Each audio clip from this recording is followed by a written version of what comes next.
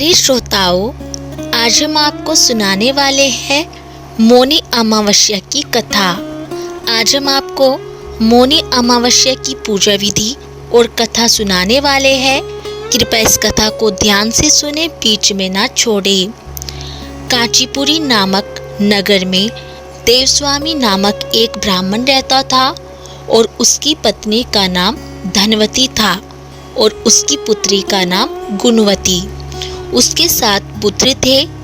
देवस्वामी ने अपने 7 पुत्रों का विवाह करने के पश्चात अपनी पुत्री के विवाह के लिए योग्य वर की तलाशी हेतु अपने बड़े लड़के को बाहर देश भेज दिया और उधर देवस्वामी ने अपनी पुत्री गुणवती की कुंडली एक ज्योतिषी को दिखाई।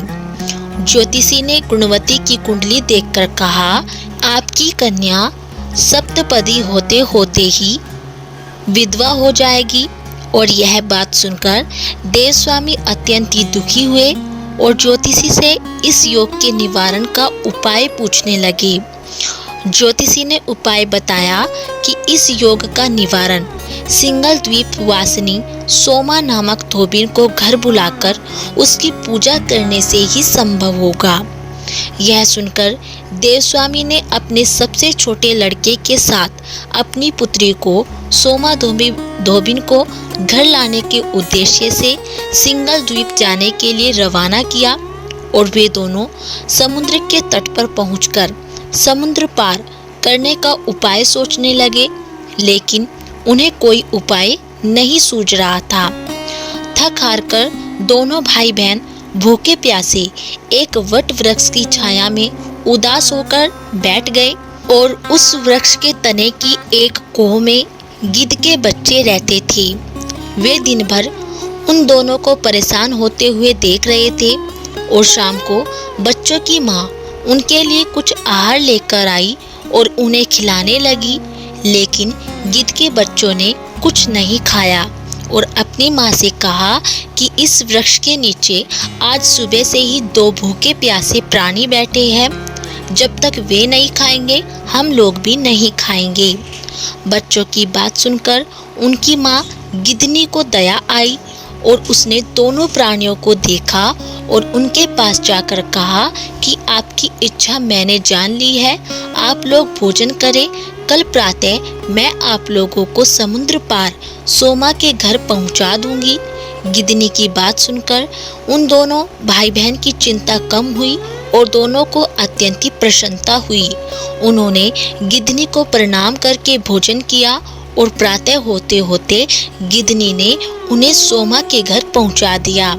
वे दोनों पास के ही जंगल में झोपड़ी बनाकर रहने लगे।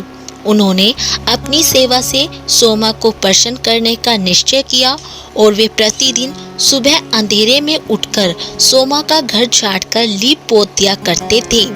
सोमा को हर रोज इतने ढंग से अपना घर लिपा पोता एवं साफ सुथरा देखकर आश्चर्य हुआ था और उसने अपनी बहुओं से इस बारे में पूछा तो उसकी बहुओं ने बताया कि हम लोगों के अलावा और कौन यह काम करने हमारे घर में आएगा।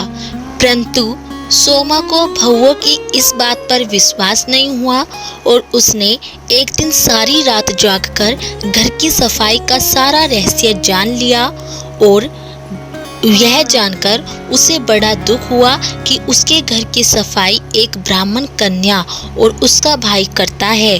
उनसे इस तरह सेवा करने का कारण पूछने पर भाई ने सोमा को सारी बात बताई, जिसे सुनकर सोमा ने कहा कि आज से तुम लोग यह काम करना छोड़ दो। मैं तुम लोगों की साधना और सेवा से प्रसन्न हूँ और अब तुम्हारी सेवा के बिना मुझे विश्राम नहीं मिल सकता।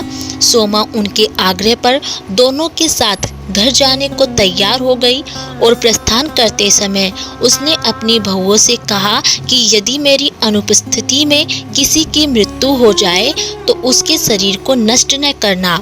और क्षण भर बाद दोनों अतिथियों के साथ वह कांचीपुरी पहुंच गई।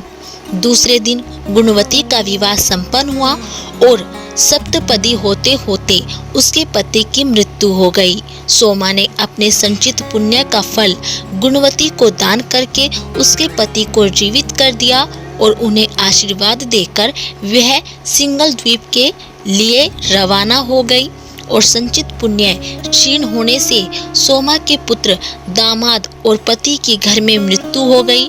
और यह जानकर नया पुण्य संचित करने के उद्देश्य से वह रास्ते में एक जगह रुकी और नदी के तीर पर स्थित एक पीपल के वृक्ष की छाया में भगवान विष्णु का पूजन किया और पीपल के वृक्ष की 108 बार परिक्रमाएं की। और इतना करना था कि सोमा के पुत्र, दामाद, पति जीवित हो गए और उसका घर धन धान्य से भर गया। इस प्रकार निष्काम भाव से सेवा करने का उत्तम फल सोमा को प्राप्त हुआ।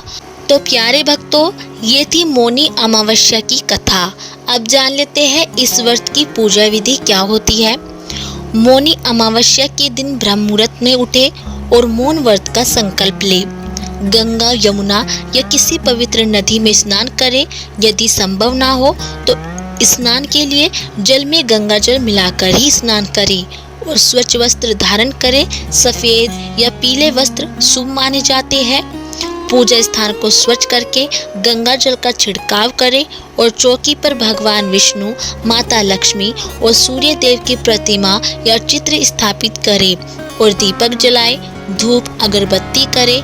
भगवान विष्णु को तुलसी पत्र, फल, पंचामृत अर्पित करें और मंत्रों का जाप करें।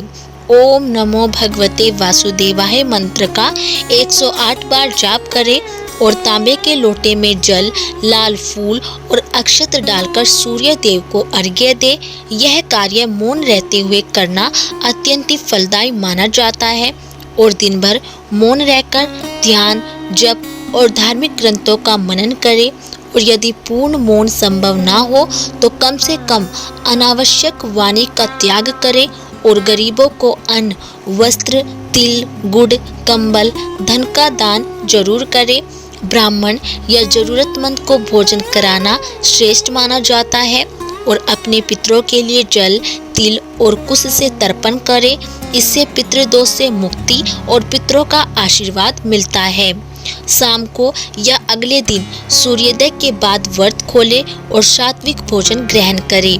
मान्यता है मौनी अमावस्या के दिन किए गए स्नान, दान और मौन व्रत से हजारों यज्ञों के बराबर पुण्य प्राप्त होता है।